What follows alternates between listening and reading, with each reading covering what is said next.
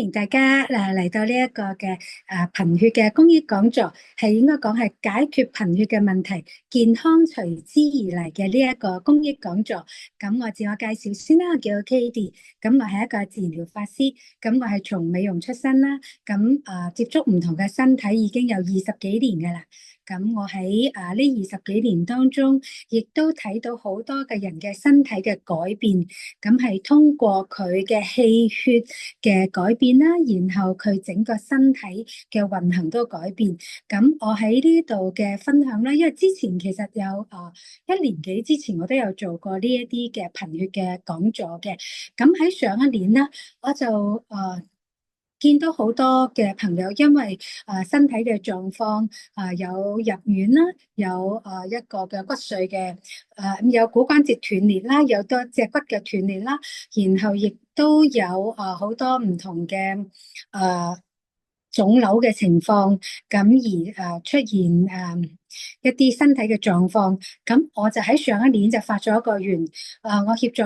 想協助更多嘅朋友啦，去解決呢個貧血嘅問題。我想提問一樣咧嘢啦，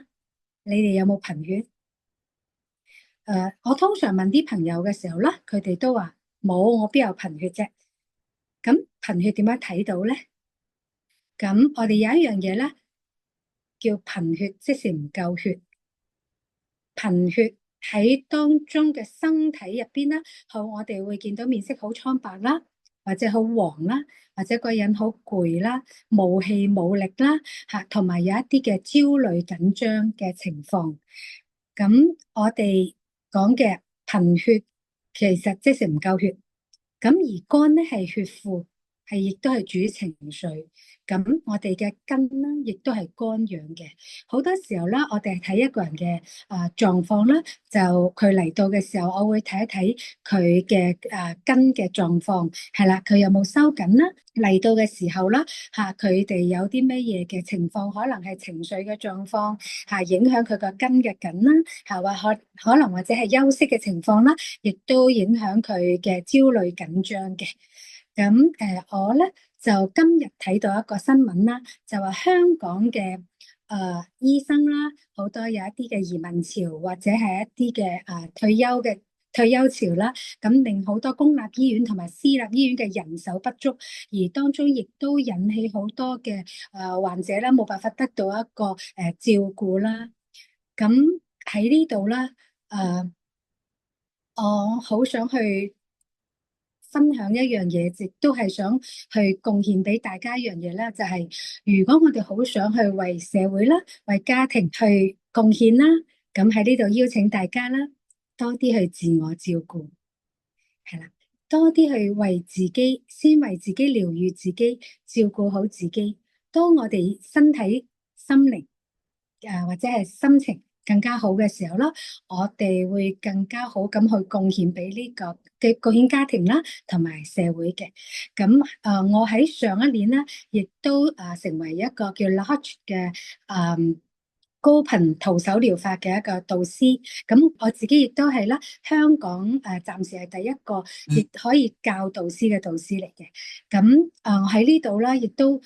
分享下我喺教 Lodge 之後啦，我嘅氣運行得即係我哋所講嘅氣血運行得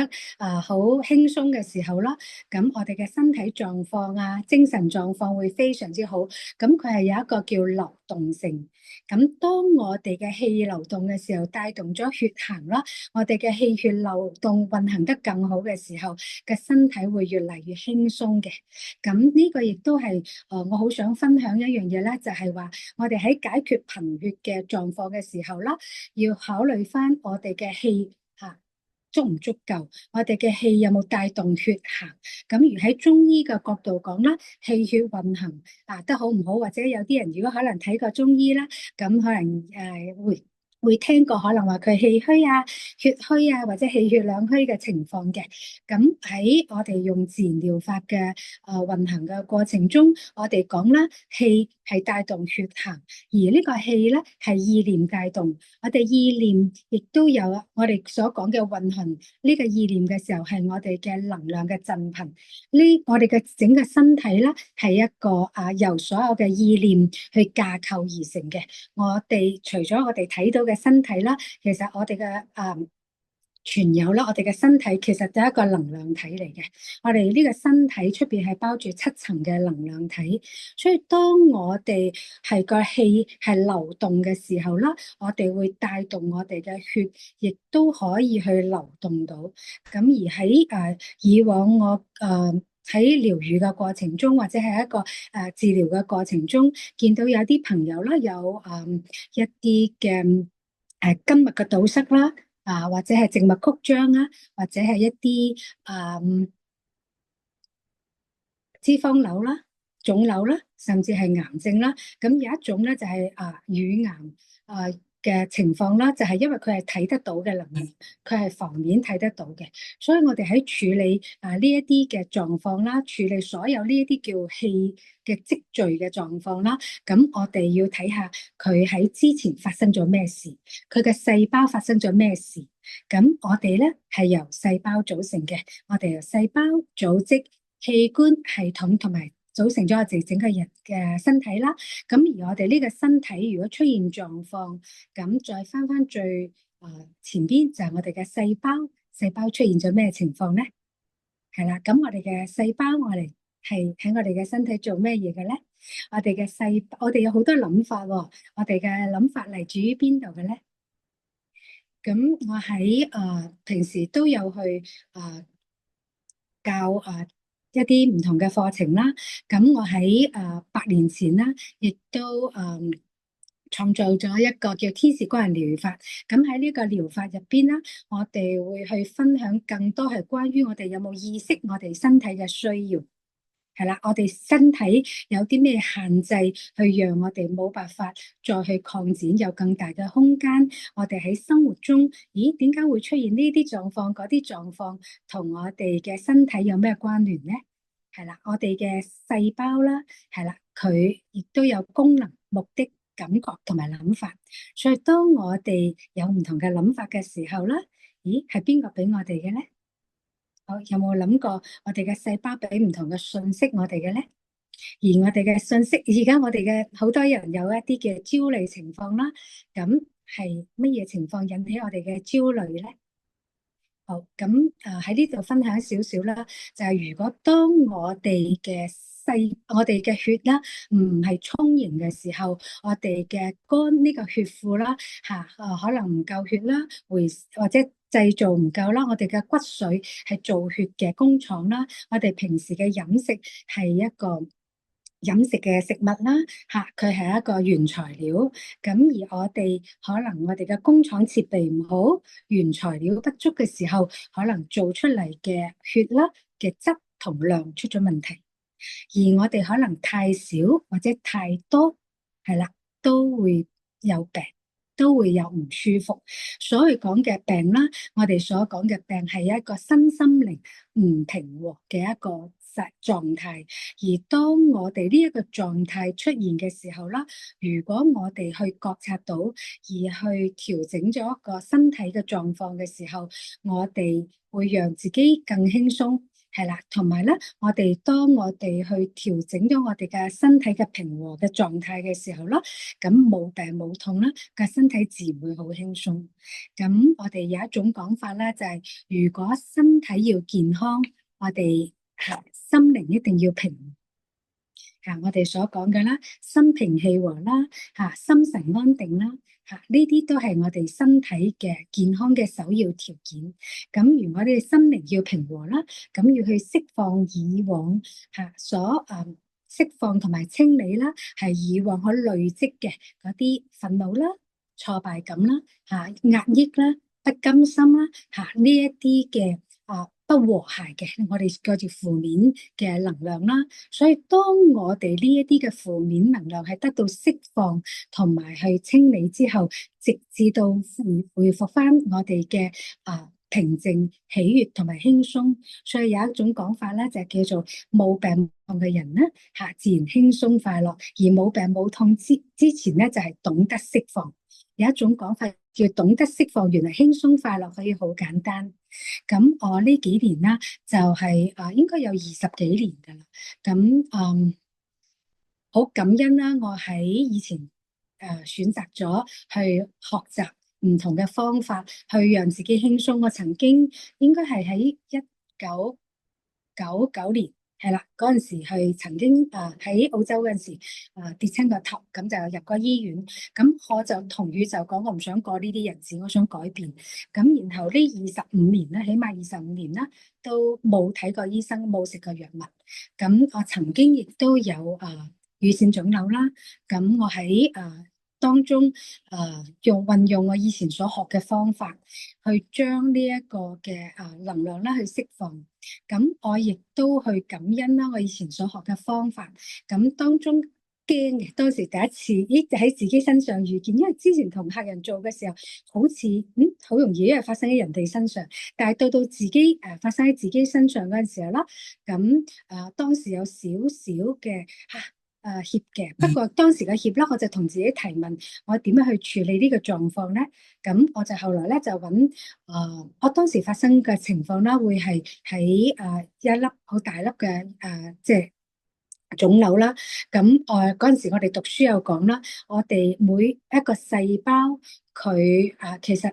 呢啲嘅腫瘤嘅細胞啦，都係我哋自身嘅細胞嚟嘅。咁佢喺乜嘢情況而產生呢一種狀況咧？就係佢喺缺氧同埋酸性嘅環境啦，而去產生嘅。咁當我嗰段時間啦，我發現我自己好疲倦。係啦，我發覺自己好攰，一度喊啦，成日經常打喊路，好似冇氧氣啦。咁然後咧，即到同埋好攰，食飯嗰陣時都冇力氣食嘅。仲有咧就係生痱滋，成口口瘡。咁當我後來我再用一啲方法，就係我用一啲好多 B 集嘅方法，因為生口瘡啦，叫我哋叫缺 B 集，即係生痱滋。咁缺 B 集啦，有一種情況咧就係其實係鐵質流失得太多。即係鐵質係血紅素，即係我哋帶氧，我哋嘅營養帶氧嘅我哋氧氣帶氧嘅其中一部分。所以當我氧氣係唔足嘅時候咧，我就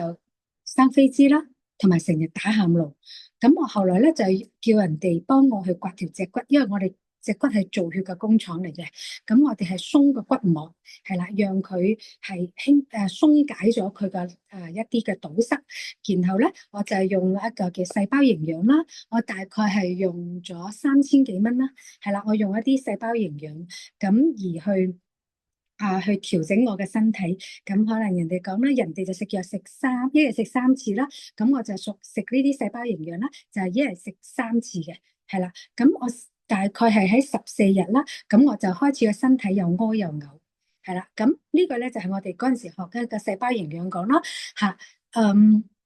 我哋嘅身體嘅脾臟啦，佢係統血嘅。大概係如果我哋有一啲嘅細胞可能死咗啦，或者我哋講嘅呢一啲嘅腫瘤癌嘅細胞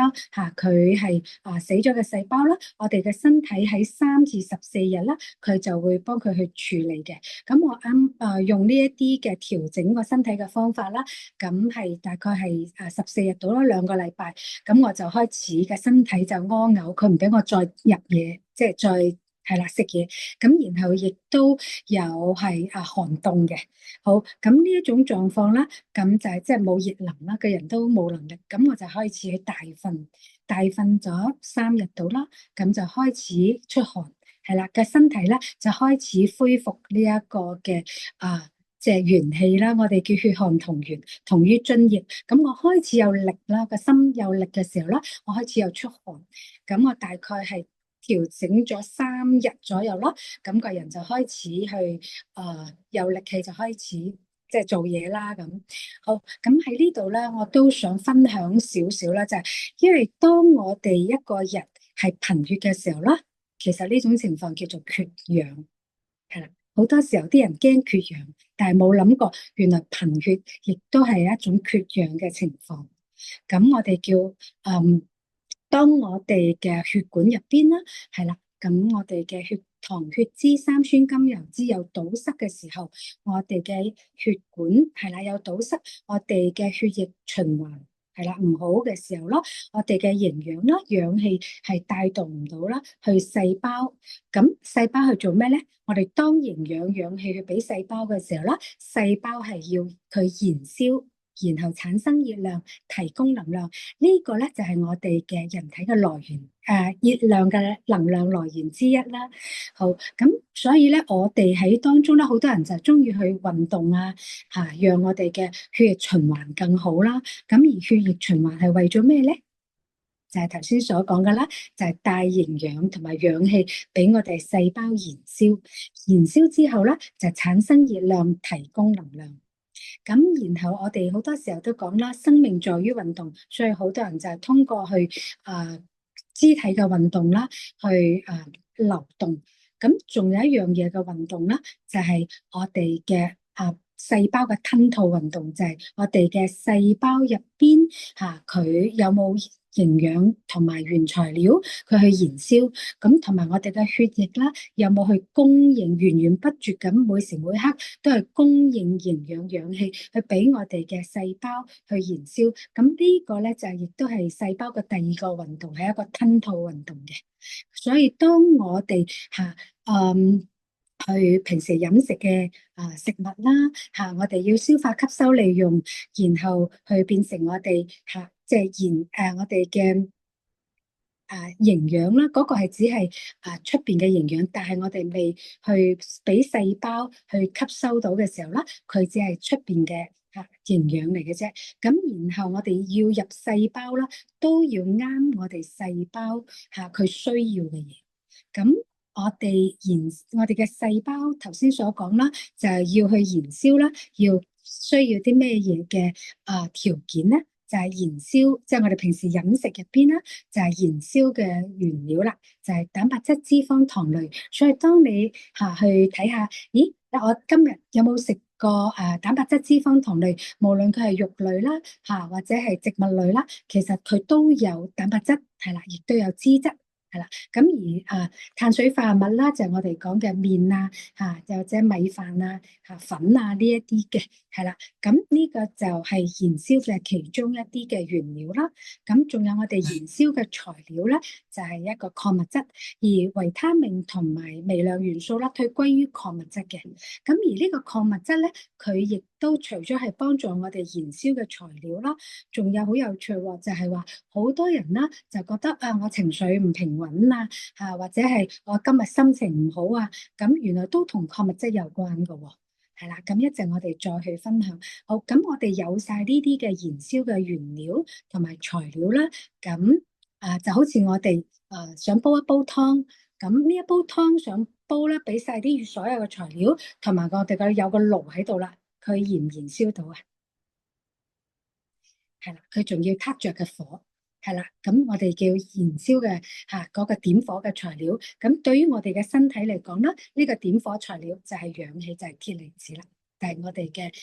大量嘅氧氣啦。所以當我哋有齊呢啲嘅蛋白質、脂肪、糖類啦，同埋礦物質，係啦，咁我哋嘅仲有氧氣啦，咁我哋嘅細胞就開始去燃燒。咁燃燒之後啦，佢會排出同等份量嘅二氧化碳。係啦，如果當我哋嘅鐵離子係唔足夠嘅時候，或者我哋嘅鐵質係所謂講嘅破銅爛鐵啦，我哋燃燒唔足夠嘅時候，排出嚟嘅二氧化碳係啦，就唔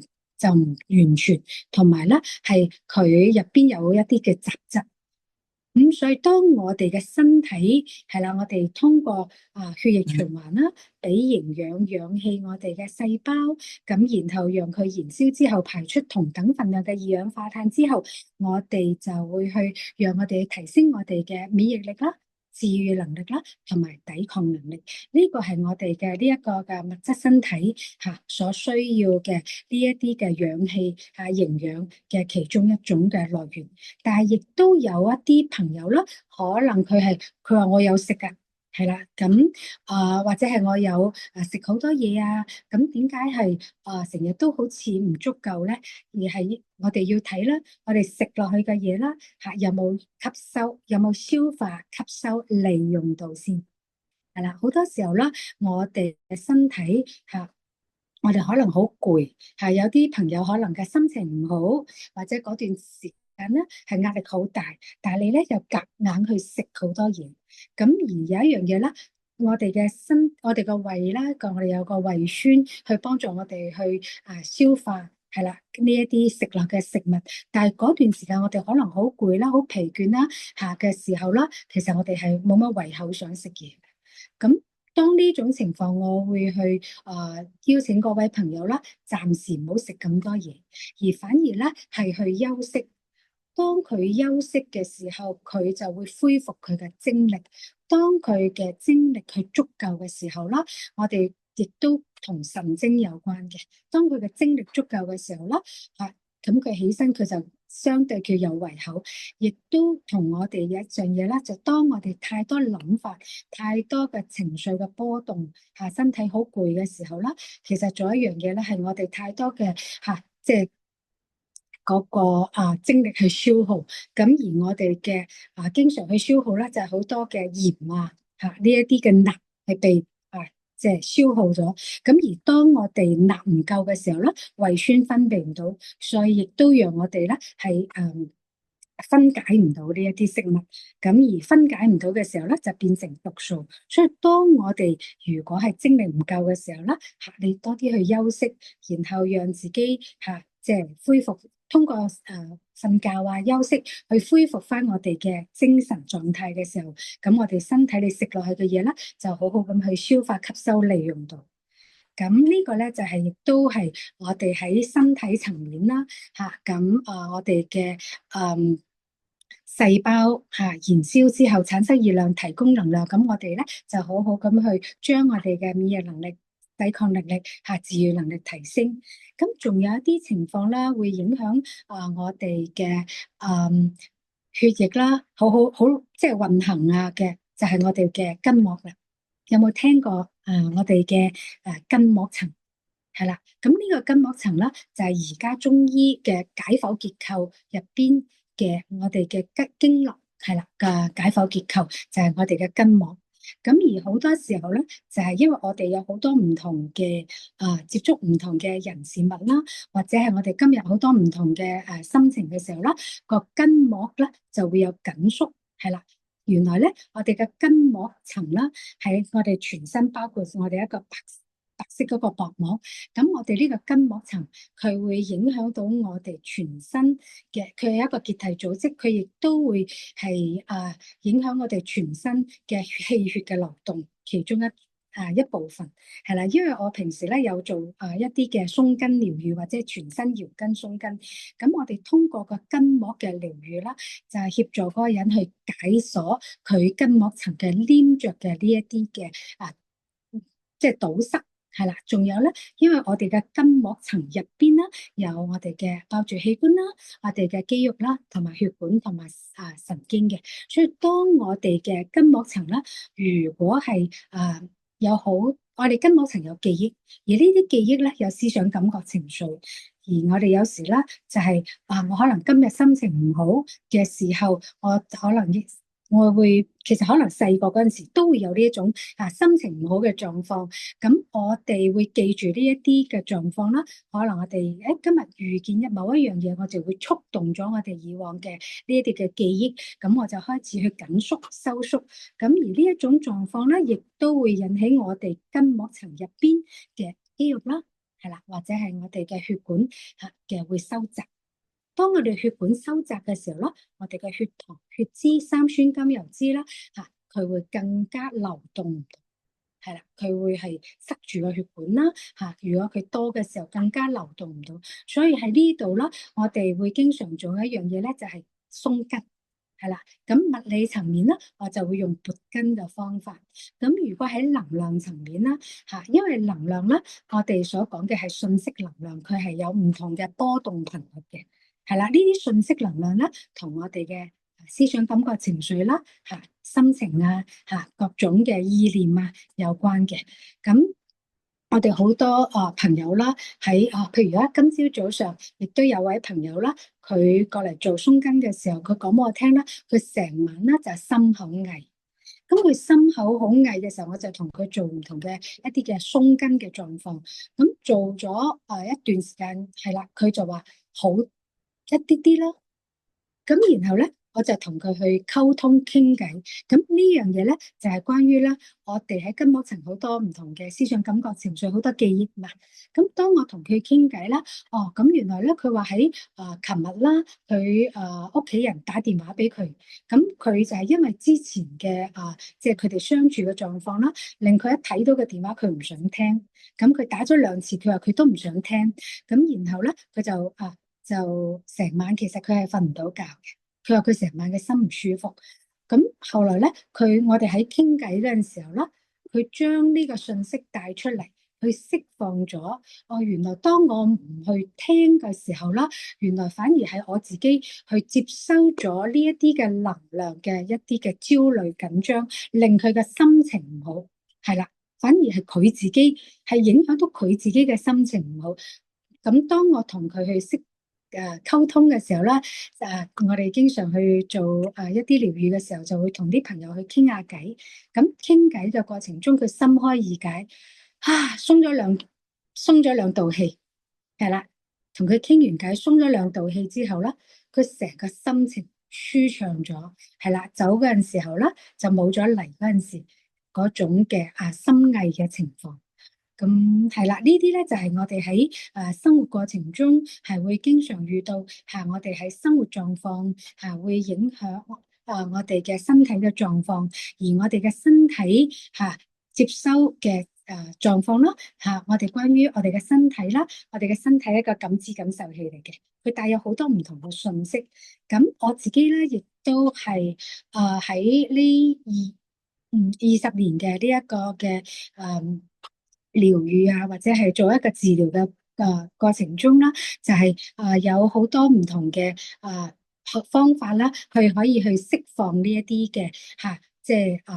思想、感覺、情緒啦。譬如而家有啲朋友講我生活中好大壓力我唔知點去處理咁其實咧，有一啲嘅壓力啦，其實會嚟自於我哋嘅筋膜層嘅緊縮，或者當我哋嘅心情唔好，我哋嘅筋膜層有一啲嘅緊縮嘅時候，佢會有一個受壓迫嘅情況。所以咧，呢一個嘅壓迫亦都會讓我哋咧，你留意翻啦。如果我哋身體，我哋係由我哋嘅即係嗰個筋膜係啦，去包圍住嘅時候係啦，咁我哋嘅身體啦，好似如果我哋係緊縮嘅時候，我哋好似着咗一件緊身衣，咁我哋會成日覺得有好大嘅壓力。所以我哋平時咧去做呢啲嘅鬆筋嘅時候咧，係將佢嘅呢一啲嘅筋膜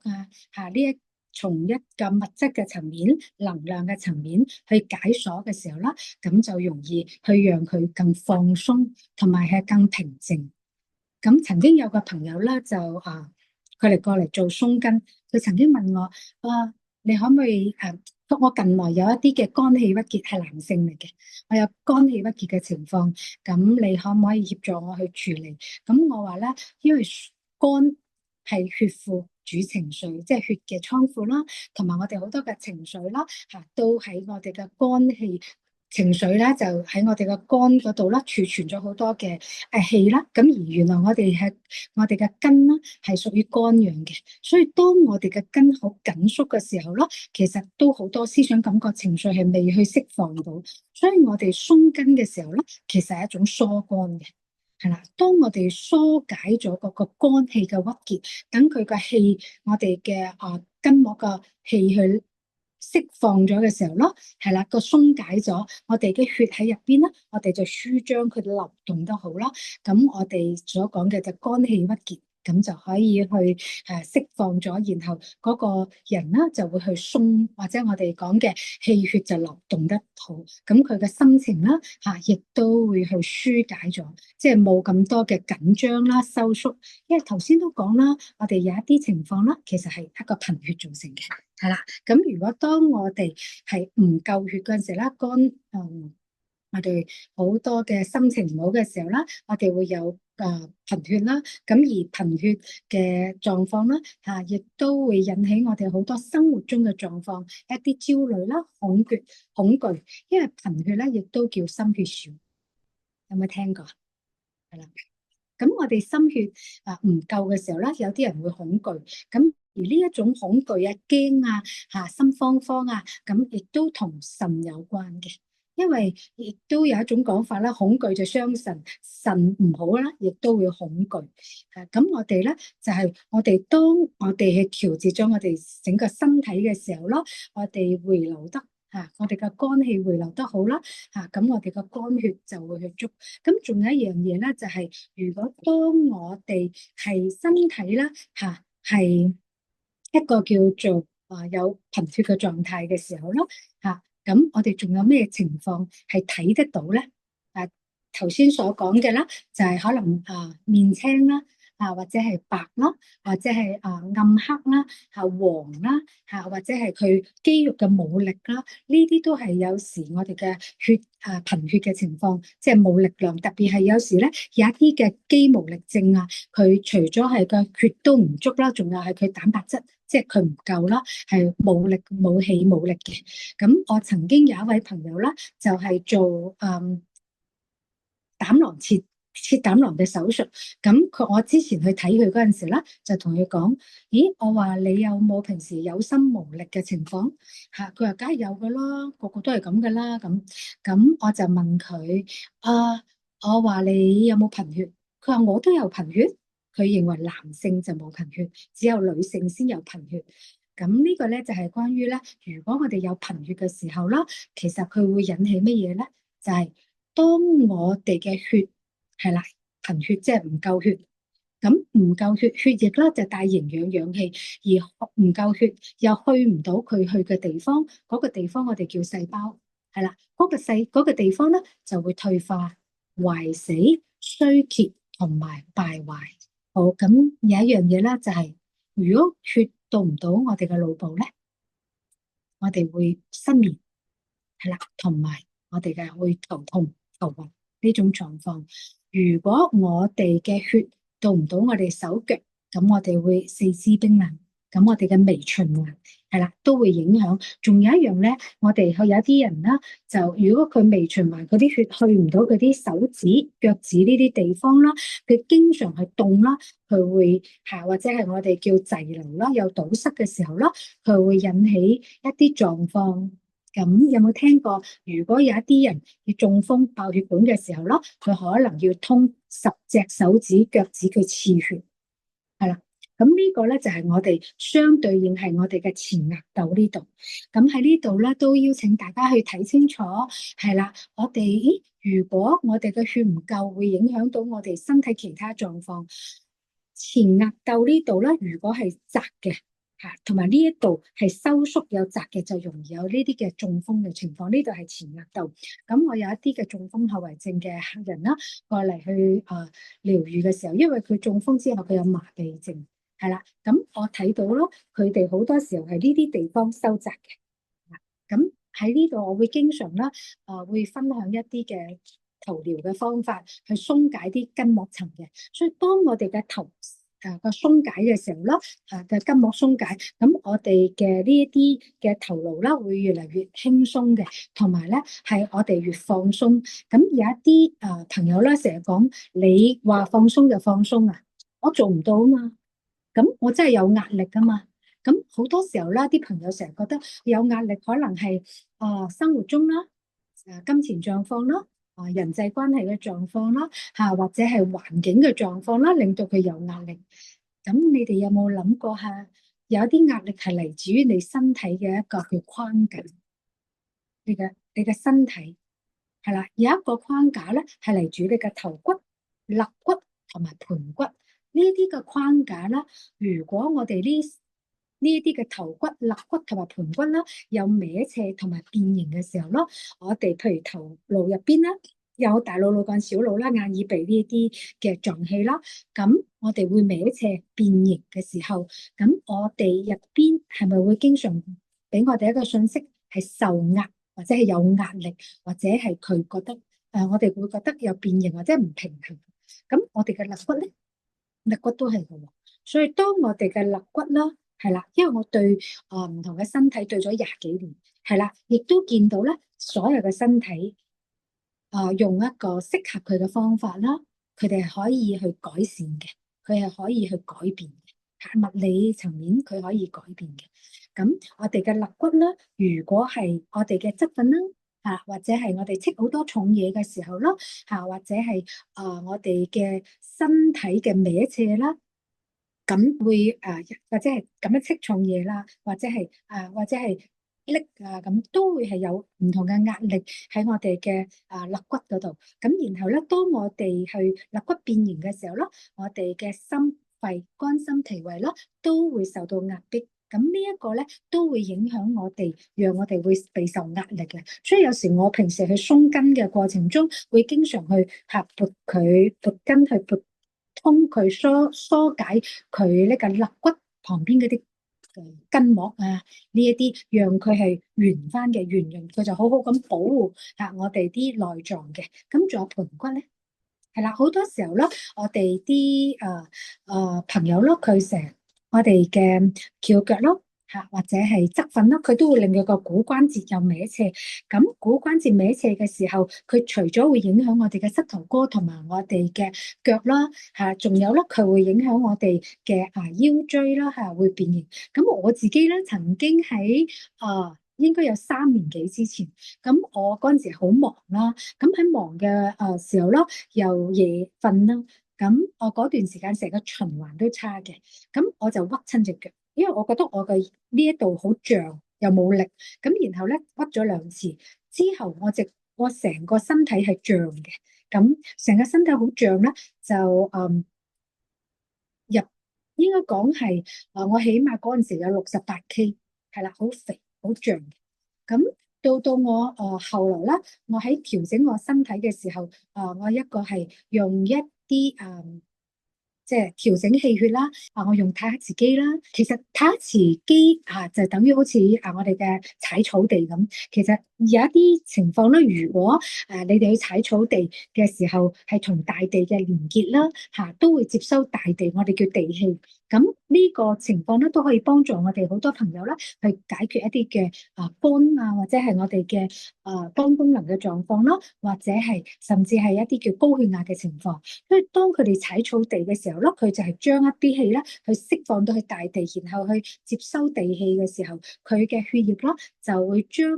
我哋有磁斥嘅現象啦，係將佢嘅紅血球嘅蝶連現象分離。咁我哋呢邊大氧，嗰邊大氧，咁我哋一個個紅血球，咁係每一個都大氧嘅時候咯，咁佢嘅高血壓嘅情況就會有改善，佢嘅血氧嘅情況都有改善。咁我哋當我哋血氧改善，我哋紅血球係啦，我哋係即係我哋嘅血肝係血庫啦。我哋平時要用嘅時候，我哋就係從肝嗰個血庫去攞血出嚟用。我哋嘅心臟一個泵嚟嘅，係啦。咁但係亦都同我哋嘅心情有關啦。咁我哋當我哋嘅紅血球通過我哋嘅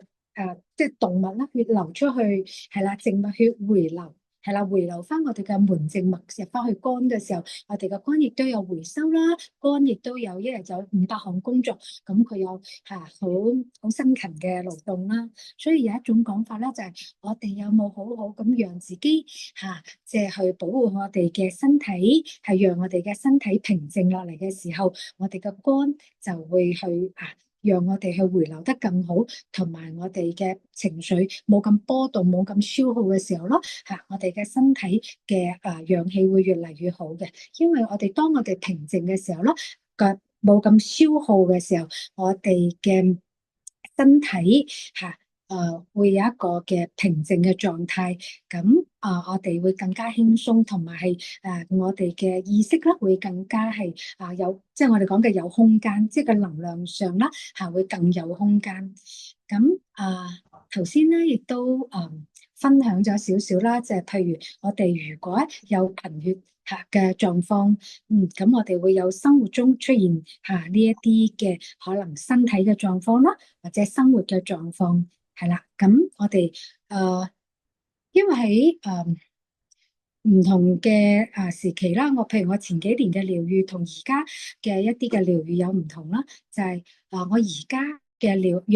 愈啦，其實會係喺更加多嘅層面咧，係喺身體嘅能量養生。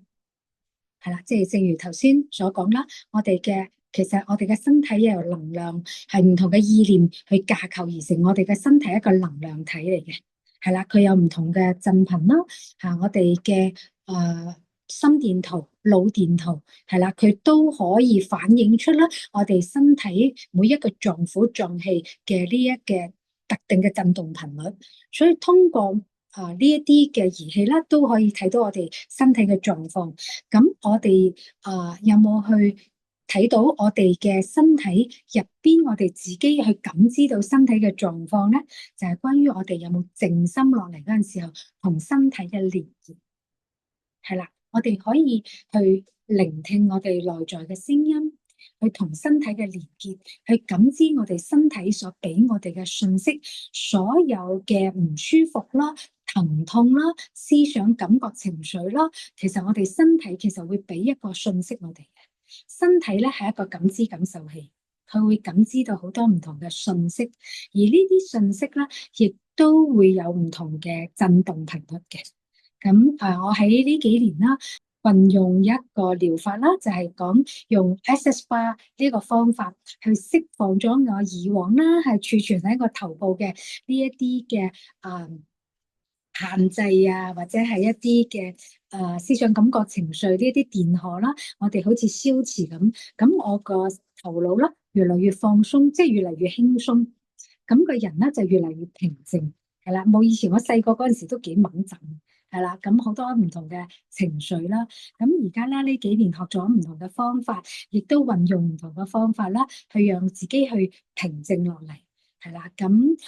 我哋喺解決一啲嘅貧血嘅狀況嘅時候啦，亦都協助好多嘅朋友係先讓佢平靜落嚟，係啦，讓佢平靜落嚟啦，讓佢啲血回收得更好。係啦，翻去個肝，係啦，翻呢個肝嘅血庫，亦都係讓佢即係可以去更加去平靜，去創造佢生活中更多佢可以去真正開心快樂去做真正渴望去做嘅嘢。咁喺呢度啦，我好想去分享一樣嘢咧，就話如果我哋生活中如果係有太多嘅焦慮啦、緊張啦、心血少啦、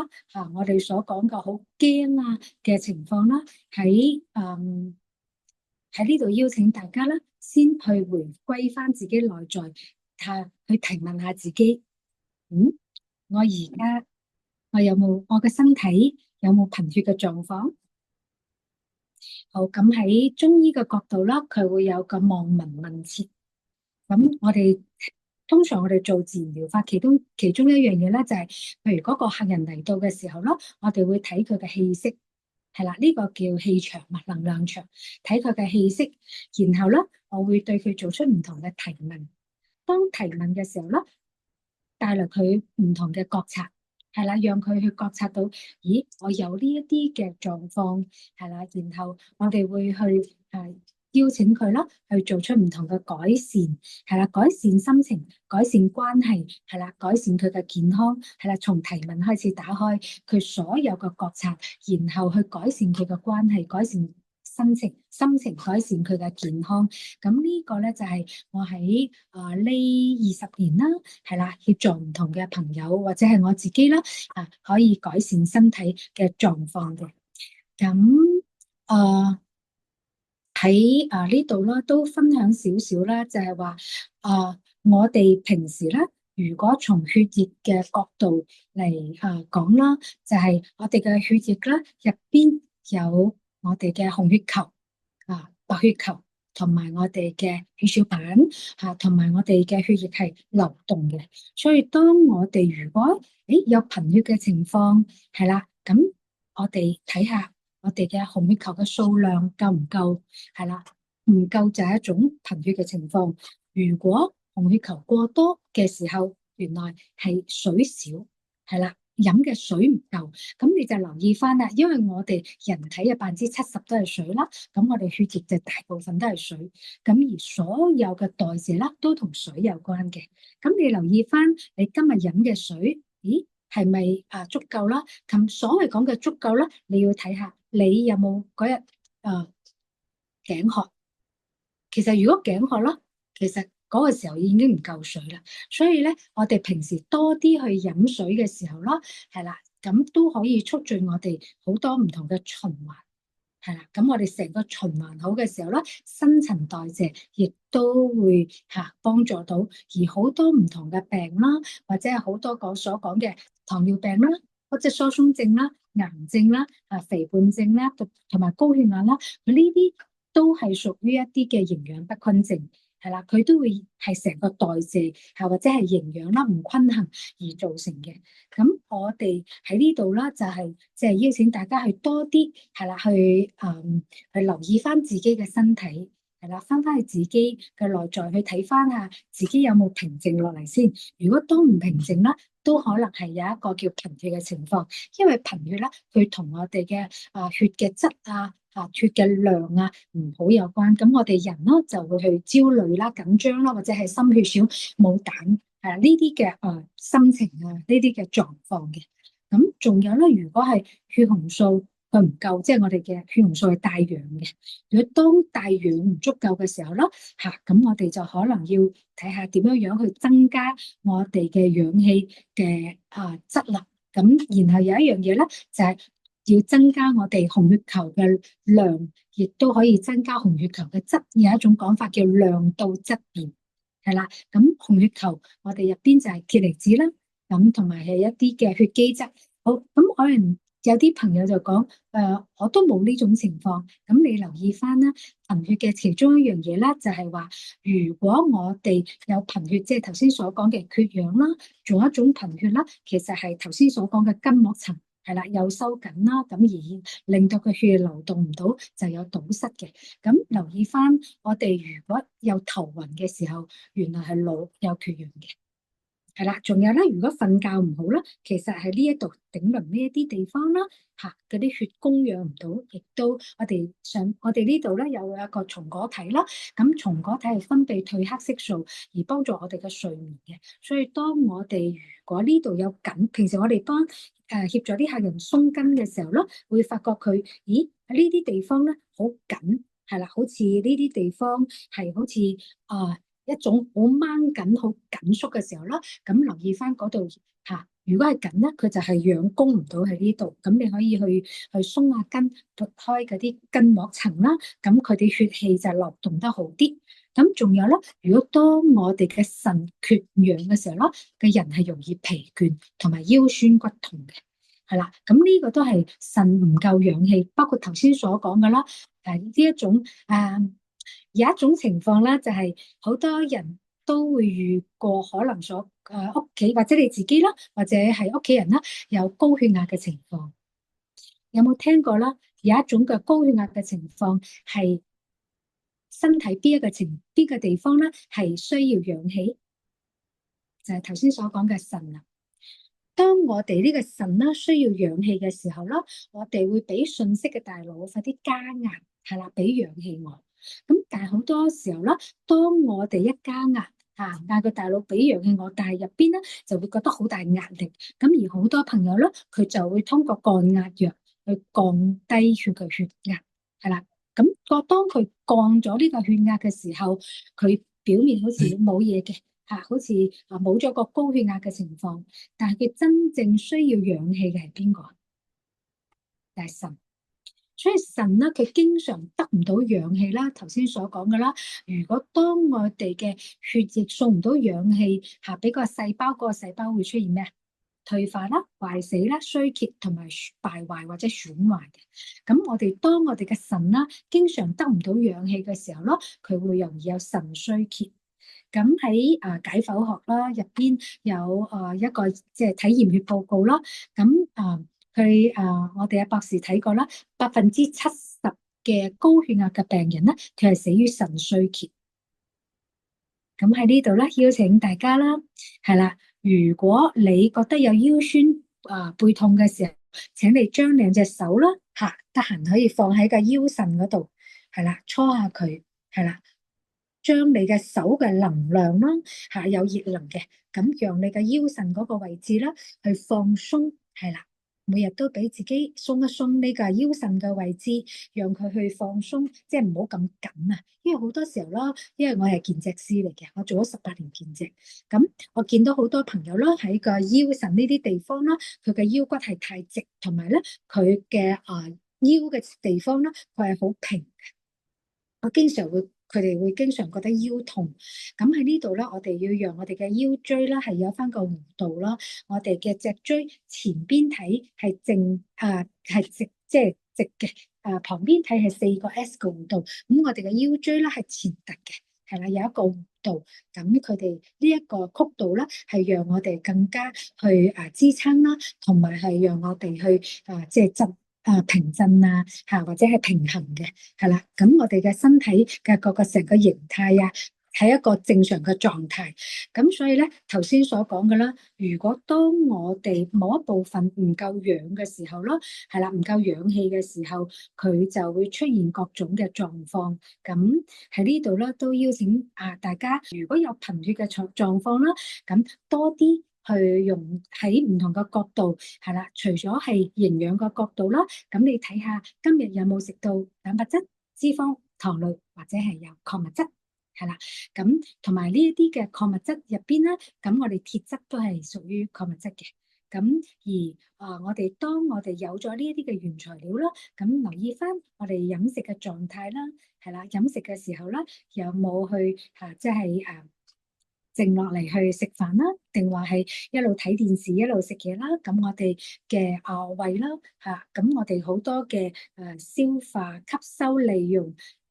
其實係有時我哋嘅胃功能，我哋嘅能量去唔到呢個胃嘅時候咯咁佢就會將你食嘅嘢啦就可能係消化唔到，就變成我哋太多消化唔到嘅就變成毒素，我哋身體就會增加肝腎嘅呢一啲嘅負荷嘅。咁我哋仲有一樣嘢咧，就係話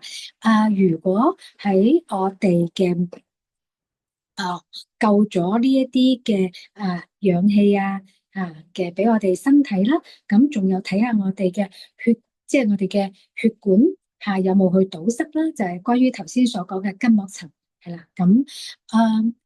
我會喺之後啦，會陸續去分享一啲平時我喺呢20幾年啦，喺協助好多人去解決佢嘅身體嘅貧血問題啦，心情嘅狀況啦，同埋佢哋嘅一啲嘅情緒嘅波動啦，或者係所講嘅咧，就係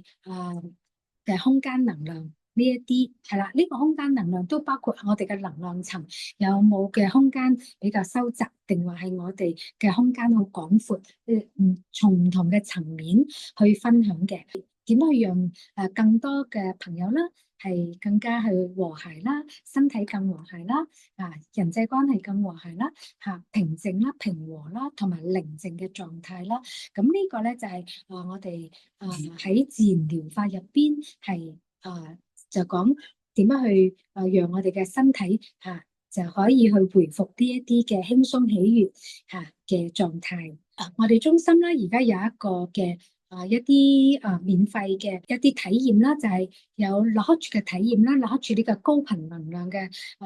體驗啦，同埋一個 SS bar 嘅體驗。呢一個 SS bar 嘅體驗係協助我哋嘅我哋撳頭部嘅32嘅能量點啦，係協助我哋去釋放我哋頭部儲存好多思想、感覺、情緒我哋嘅即係信念嘅電荷，釋放咗呢啲電荷啦，就係讓我哋去更加平靜，即係我哋好似撳電腦嘅刪除掣一樣啦，去讓令我哋更加去平靜。咁我哋有一種情況就係，如果當我哋平靜嘅時候咯，我哋嘅身體嘅氣血運行得更加好嘅。咁另外啦，Lahoche嘅能量啦，佢屬於一個叫高頻能量嘅手部嘅療愈方法，亦都係讓我哋嘅身體嘅7個脈輪嘅能量中心如果講到更廣闊，就係佢打開21個能量中心，同埋我哋嘅經絡嘅系統嘅呢個解剖結構打開佢，就係讓佢嘅氣血去流動。咁呢一個咧就係喺作用於我哋嘅7個脈輪，係啦，讓我哋嘅脈輪係一致性嘅時候啦，我哋嘅氣血運行得更加好嘅。咁呢啲咧喺我哋覺知力中心啦，亦都有一個免費嘅體驗嘅活動。咁如果有一啲朋友係未體驗過嘅，咁你可以去私信我哋啦，去即係去體驗下。咁呢啲咧，亦都係我哋協助更多嘅人係解決貧血嘅問題嘅其中一個係氣，係啦，即係我哋釋放一啲舊嘅氣啦，即係我哋嘅讓即係啲氣滯咗嗰啲能量，去讓佢去通翻佢，咁然後咧啲血流動啦，咁我哋成個循環都好，咁我哋成個氣血都會充盈啦，咁我哋精神狀態啦，我哋所講嘅，當我哋血庫充足，我哋嘅思維靈活啦，我哋嘅頭腦靈活，四肢就靈活，係啦，咁我哋嘅喺生活中處理嘅嘢，我哋就會好快可以我哋嘅更加有靈活即係更加有空間去處理嘅。咁好，咁今日咧，我哋嘅呢一個貧血講座啦，好去分享到呢度。咁我哋陸續啦都會有好多唔同嘅從唔同嘅角度啦，去分享俾大家啦，去解決貧血嘅問題，同埋咧喺呢度我嘅初衷啦，就係講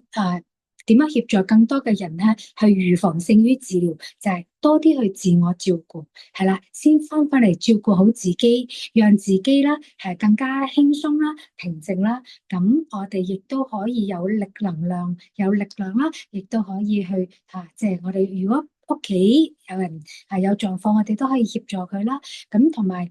有唔同嘅方法都可以去協助即係特別喺Lahoche呢個能量係啦療愈嘅過程中，會有協助更多有遙距嘅方法咧，協助啲可能係不在場嘅朋友咯或者係我哋讓呢個氣血啦去流動得更廣闊，去療愈我哋嘅身體啦，療愈我哋嘅人包括人啦、動物啦、植物、空間同埋地球嘅，係啦。咁喺今日啦，就分享到呢度。好，咁好多謝大家嘅參與，多謝大家。有啲咩嘢你哋亦都可以咧去私信，係啦，我哋去了解更多可以解決貧血嘅問題。多謝晒，拜拜。